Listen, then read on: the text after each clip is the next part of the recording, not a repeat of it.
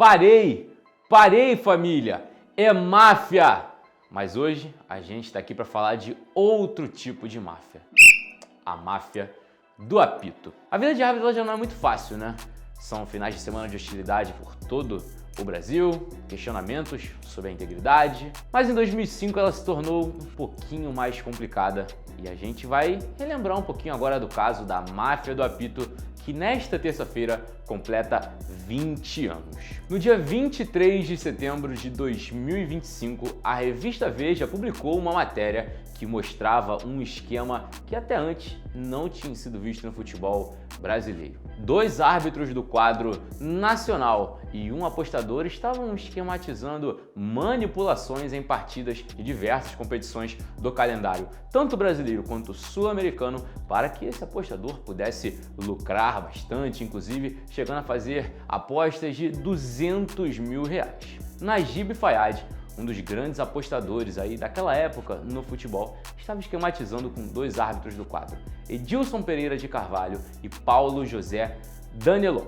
O empresário Vanderlei Poioli era quem fazia a ponte entre as partes, e algumas partidas, portanto, ficaram marcadas por erros que posteriormente tiveram que levar os confrontos a serem jogados novamente. Entre os jogos que estiveram envolvidos na manipulação, partidas do Campeonato Brasileiro de Séries A e B, Libertadores, Sul-Americana e Campeonato Paulista também estiveram envolvidos. Porém, por alguns já terem até terminado ou estarem em fases avançadas, a decisão foi pela não anulação de partidas.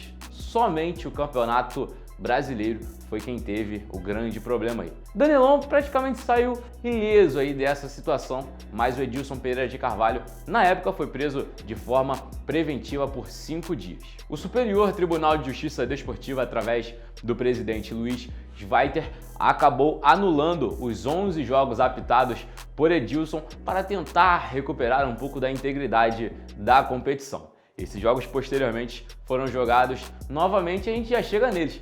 Mas o Edilson decidiu não ficar calado não, e logo após ser solto, começou a meter o malho em todo mundo. Além de cobrar R$15 mil para fazer entrevistas, ele fez acusações gravíssimas contra outros membros de entidades. Reinaldo Carneiro Bastos, que era um dos membros da Federação Paulista de Futebol, e Armando Marques, que inclusive deixou a Comissão Nacional de Arbitragem após o boom do caso, estiveram aí dentro dessas acusações. E segundo Edilson, eles também faziam solicitações para que jogos tivessem os placares ou algumas jogadas manipuladas. O Ricardo Teixeira, que era o presidente da Confederação Brasileira de Futebol, a CBF, naquela época, passou ileso e inclusive deu apoio ao STJD. Com a carta branca para anular as partidas, o Luiz Schweiter optou por, de fato, fazer com que esses jogos fossem jogados novamente. Ou seja, todas as partidas as quais foram apitadas pelo Edilson tiveram que ser jogadas novamente. Antes dessa decisão, o líder do Campeonato Brasileiro era o Internacional, que tinha alguns pontos de vantagem diante do Corinthians. Porém, com o advento desses jogos acontecendo novamente, o Corinthians deu a volta por cima,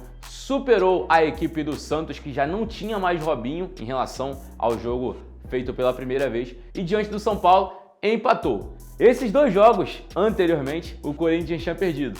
Porém, com esses 4 pontos conquistados, a equipe subiu na tabela e terminou na frente do Internacional. E o detalhe é que se esses 2 jogos não tivessem sido jogados novamente, o Inter teria sido campeão com 1 ponto a mais em relação ao Timão. Isso levou, inclusive, a uma reivindicação recente do Colorado, que pediu à CBF para que o reconheça como campeão brasileiro devido a novas aspas muito polêmicas, inclusive do Edilson Pereira de Carvalho. No confronto direto, outro erro de arbitragem claríssimo ainda manchou mais o Campeonato Brasileiro. O pênalti não assinalado do goleiro Fábio Costa em cima do meio-campista Tinga. O árbitro daquele confronto era o Márcio Rezende, que inclusive, além de não ter marcado a penalidade, ainda aplicou cartão amarelo para o Tinga por simulação. A grande questão era que aquele cartão amarelo era o segundo de Tinga na partida e, consequentemente, o Colorado ficou com 1 a menos após a expulsão do meio-campista.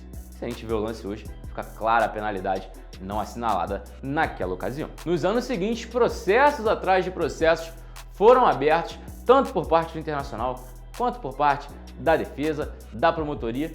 Todo mundo queria abrir processo e eliminar. Mas o caso terminou da seguinte forma: Edilson, Danelon e também o apostador Nayad foram inocentados.